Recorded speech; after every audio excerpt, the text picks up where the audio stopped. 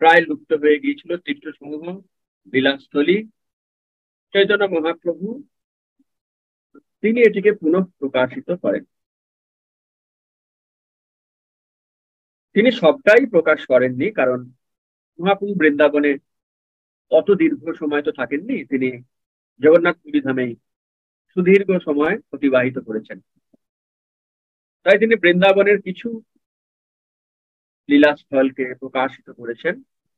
তারপরে তিনি তার প্রিয় শিষ্যবর্গদের, বিশেষ করে সর্বস্বামী, তাদেরকে বৃন্দাবনে পাঠিয়েছিলেন এই নির্দেশ দিয়ে, তোমরা বৃন্দাবনে যাও, লুপ্ত তীর্থ সমূহকে তোমরা প্রকাশ করো,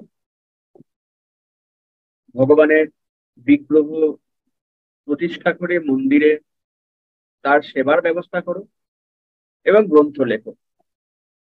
এগুলি ছিল চৈতন্য মহাপ্রভুর বিশেষ নির্দেশ।